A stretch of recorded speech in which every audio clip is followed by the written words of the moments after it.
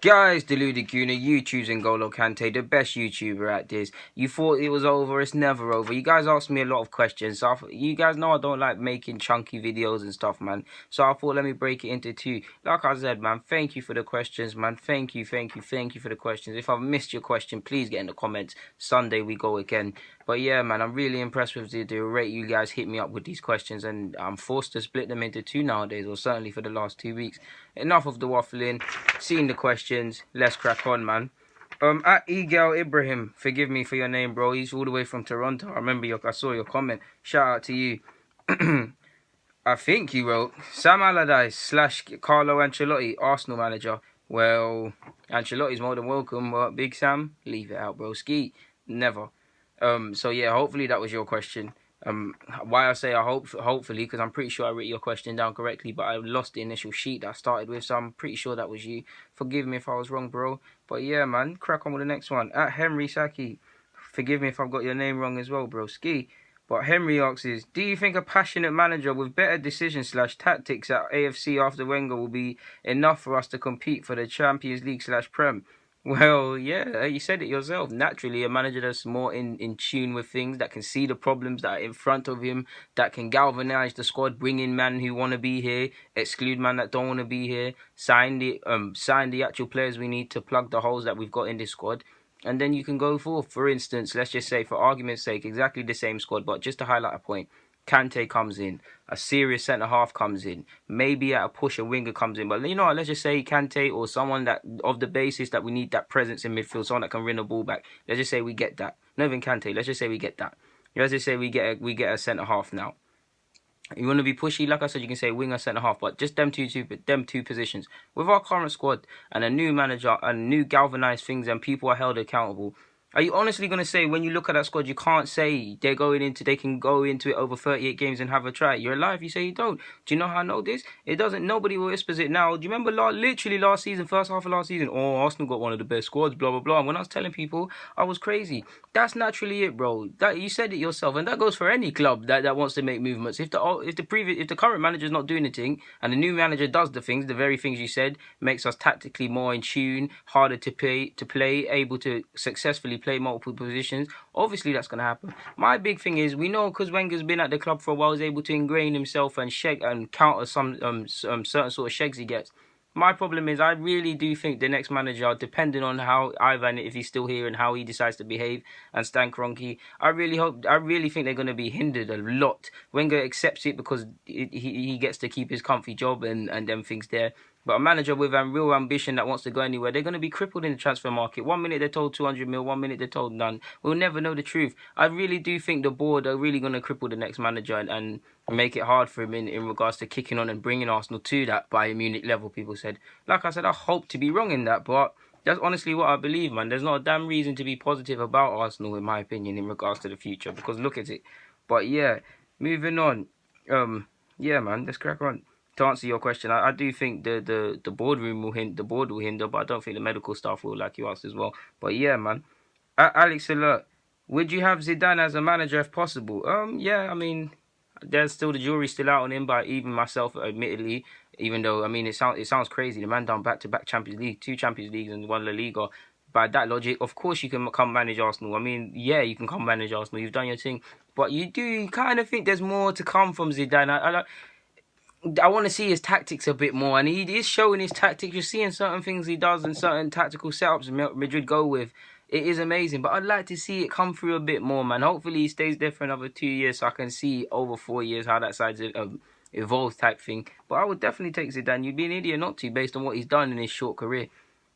At Truly Davis, forgive me if I said your name wrong, bro. Ski. I'm a Liverpool fan. This year, Liverpool have had some embarrassing losses, and I know Arsenal have also. What's your most painful losses? Well, there's a few, but I had to write them down for you. Off the top of my head, that I got written down here as before I made this. Spurs in 2011, Spurs last year, Palace last year, West Bromwich Albion last year, Chelsea last year at the Emirates. I mean, at what was it? Stamford Bridge. Well, quite a few Chelsea games, to be fair, while we're on the topic of Chelsea. The one where Alex smacked in the free kick, the 6-0, the one where someone got sent off. That might even be the same game where Ox was meant to get sent off, but it was Gibbs. Numerous games, man, where Chelsea have smacked us in when Vermaelen and that game Ahmed Traore tried to waste Jogba as well. Numerous games when Jogba came. Champions League against United. Bradford, the game against Bradford where Javinho missed a tap-in. Losing to Birmingham in the Carling Cup final in 08, 06, 10-2. There's a couple more, man. There's a couple... Yeah, there's a couple more, man. You've seen them. Liverpool this year as well, because the things going into the game and then what actually happened. There's numerous Calam games, bro. It's Arsenal, like, sadly, and that pains me to say, like, if you've been watching Arsenal for the last 10 years or so, you've seen a lot of hidings. The 8-2, I mean, what is that? It got to the... Do you know why the 8-2 hurt the most as well? Because my United fan friends and family members and people, even United fans that I saw in general, it wasn't Arsenal and United, we rib each other even to this day, even though we're fallen giants. They felt sorry for us with the 8-2. Like, it was a thing where obviously the majority were bragging and stuff, but some actually felt sorry for us like it weren't friendly anymore. It's like, you've fallen now type thing. But yeah, man, that's a really depressing question, but hopefully I've answered that, man. So yeah. Oh yeah, United when they cheated to end our 49 unbeaten run, but these things happen, man. It is what it is. At director is, would you have your best players playing at higher age groups? For example, Foden in the under-21s. Yes. I mean, of course, the higher you get, the higher level you play, you have to think quicker, you have to adapt quicker, and that makes you a better footballer, of course, man. Fast track players, I believe you should fast track where you can. There's no point keeping players just because they're eligible in certain age groups to get it. So yeah, if you're talking about being a leader for that age group, are you talking about, for instance, Foden went to the under-21s and then he dropped back down to his age group, for instance, to help them in an international tournament, be a senior player sort of thing. I can understand that, but nah, to be honest, I like to fast track people. You got another question. Do you think Joe Willock only got a look in because his brother left? No, because his brother can play where he plays. They can both play as a 10. They can both play as on the flanks. I told you about my when Bob Arbor, he's the only guy that replied to me and he called me. He said the club were quietly confident on Joe Willock. They're just waiting on him physically because he's one of the youngest in his age group. And you can see why they've been backed up. He's physically getting there. He's doing his thing. He's a technically gifted footballer. And I hope he makes it here. And if he can't make it here, he has a very good career, which I think he will go on to have. So I don't think the reason Joe Willock got it because Chris has left. It would have been lovely to have them both. But yeah, man. At Zamir Patwa, do you speak? Do you speak? Do you support England? Yes, I support the players, and I hope the likes of Sterling, etc., can go on and do what they want to do. So yeah, don't use this. Asks which manager should Italy go for? Well, there's rumours they want to bring in Carlo Ancelotti and Maldini as a little partnership thing, but I don't know. I'd say go for Allegri because it's the biggest job. I think he'll take that. Look how Juventus play. They're tactically sound. Italian are always sound, to be fair. But he could enable freedom and things like that, and he could see them into the next tournament. I'm pretty sure they're going to the target now has to be the Euros 2020 or whenever it was. Is it 2020? I don't know when the next Euros is. But yeah, you get where I'm going. You could say Allegri. You could say Sarri on the basis of what he's doing at Napoli. Throw Conte's name back into the ring for that. I know it's an outside chance. Carlo, like I said already.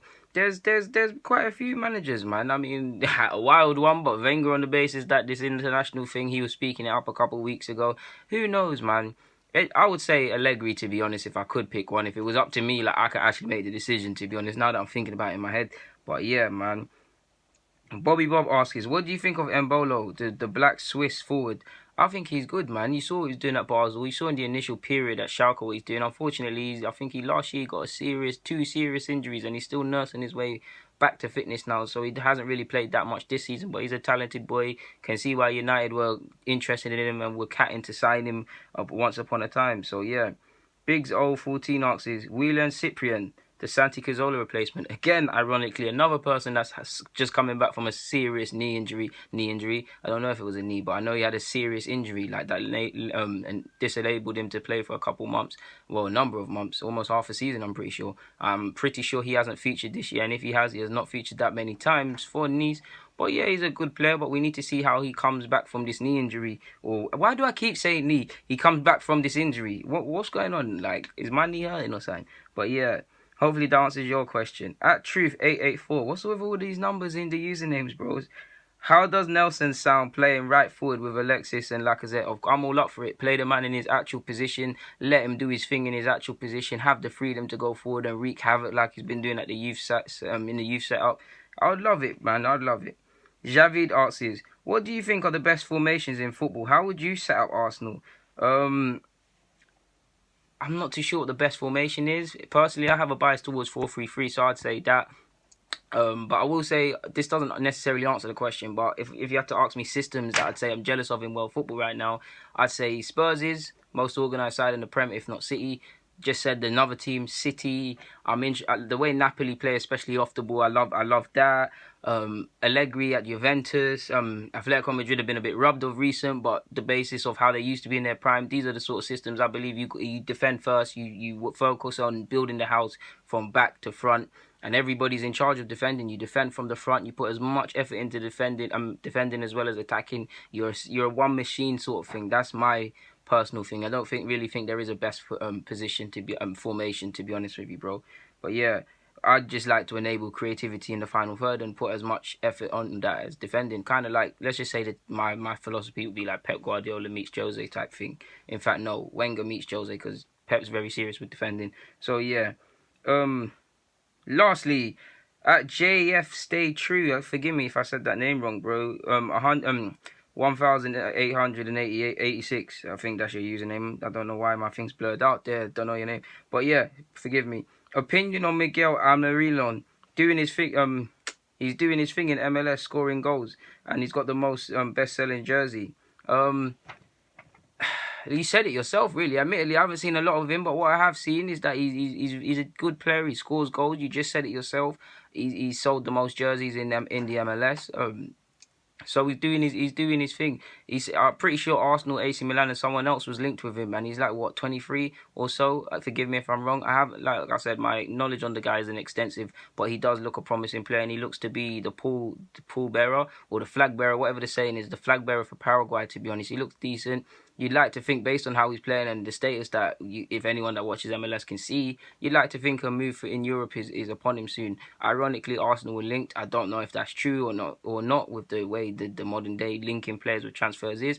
But who knows, man? He's doing his thing, and hopefully he goes on to reach his full potential. But guys, Deluded Gooner, I'm signing out. Thank you for watching. Thank you for not asking me Q&As. I think I messed up the last question because I had some notes, and he actually didn't ask that in his question. But we make mistakes. We go again. Check out my other vids. DG, I'm signing out. Thank you very much for the questions. And if I've missed them out, Sunday we go again. Forgive me. Apologies. DG, I'm signing out. I'm very tired. It's time to eat dinner, have something to drink, and go to my bed.